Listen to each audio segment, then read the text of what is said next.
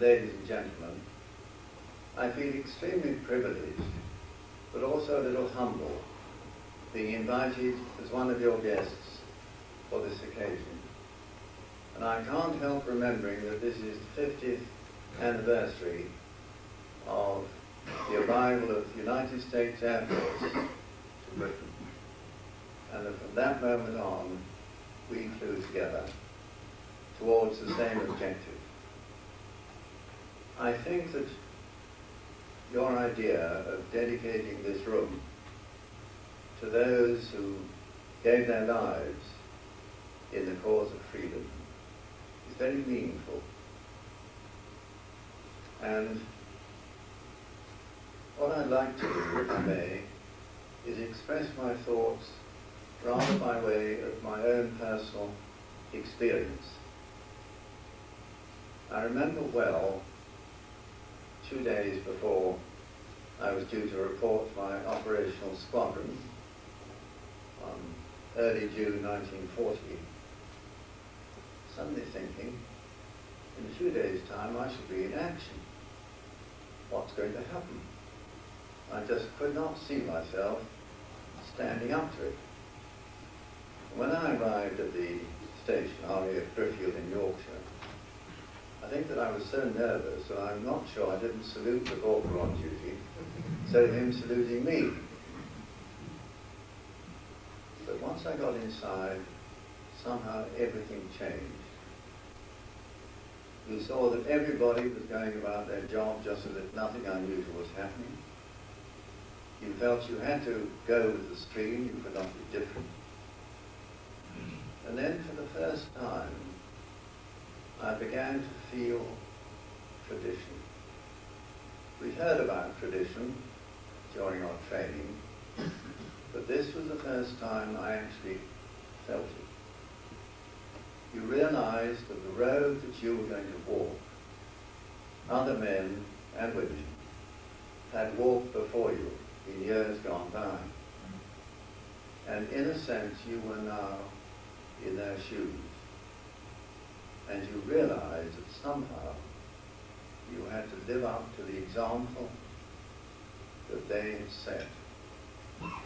And that in itself carried you. Of course, tradition is a living thing. Each generation adds to what went before. Your generation today adds to whatever little we added during World War II.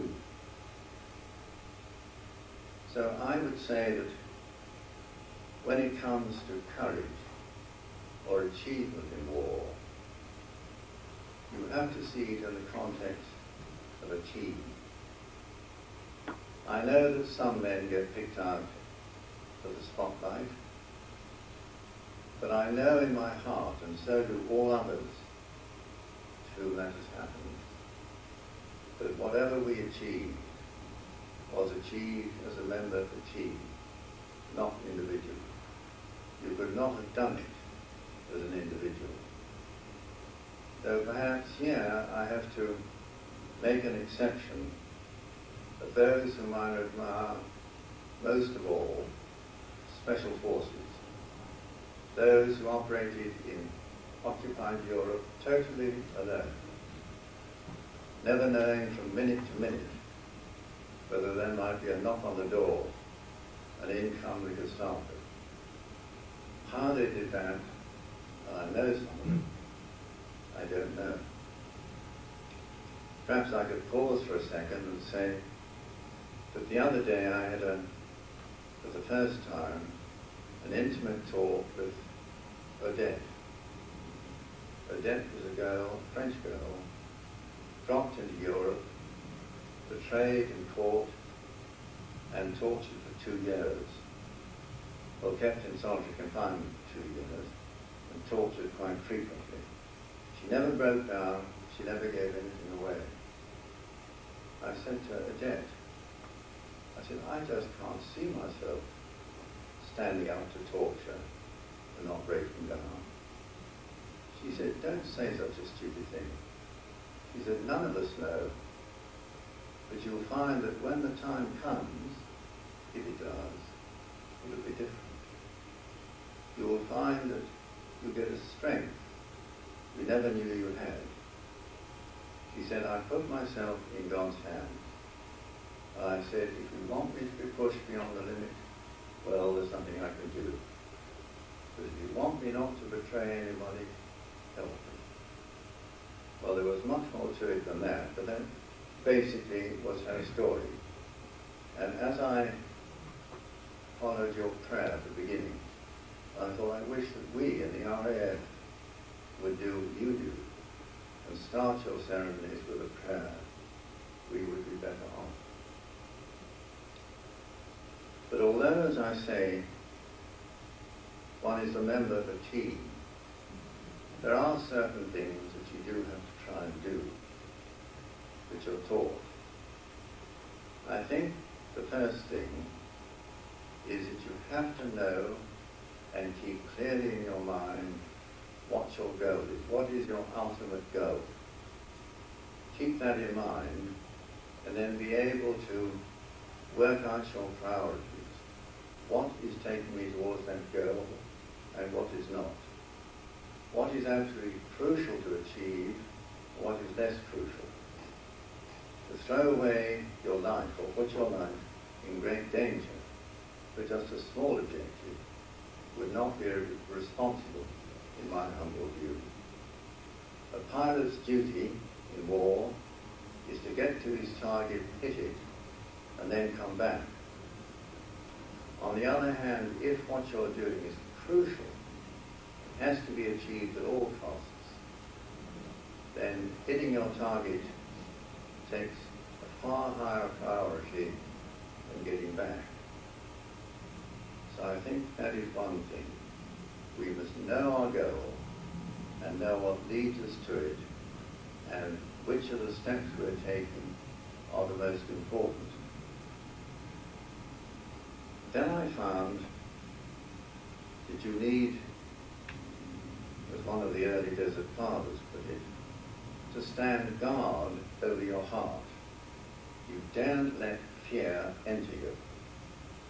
But once it's inside you, as we all know, once a niggle or something gets inside one, it is very difficult to throw it out. Therefore, somehow, the moment the thought of fear approaches, hold it at bay. As it were, stand sentry guard over your heart and challenge every movement that comes, friend or foe. I know that I attended and gave many briefings before a raid, and you could watch the people in the room. Some of them were thinking of the danger of the opposition, and that was weighing on them. Others weren't thinking of that at all. They were thinking what's got to be achieved. Now, the former probably never did the spectacular things, but in my view, they were the braver, because I don't see that there can be real courage unless there is also fear. Unless you overcome fear, where is the courage? So we judge people externally by what they've achieved. We don't actually see what's going on in the heart. Only the person himself and God will see that. So we have to be careful in our judgments and recognize, as I think you all do, and as you said very clear in your opening remarks, one thinks of the ordinary person, unseen, never did anything spectacular, but he went through to the end and he gave, or she gave, their life. Those are the people I respect and think of most of all. They never got public credit, but they kept going. But I'd like to say, as I began, that it's a great privilege to be your guest today and to have been invited to say these few words. It's a ceremony I shall long remember, so I can never forget my contacts with the 8th Air Force here and then my flying with the 509 from the island of Tinian in the final act of the war. May I just end with a little episode that happened to me. When I was in 617, I had a mosquito at a very low level marking for the high precision bombers bombing from the heavy force behind me. And one day, as happens in the Air Force, they took my mosquito away. I was left with nothing except a Lancaster to do the low level flying.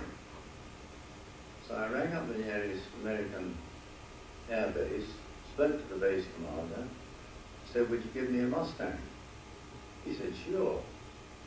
And the following day it turned up in a crate. Now, it wouldn't happen now, would it? And I don't think the Air Force would have done it in reverse to you.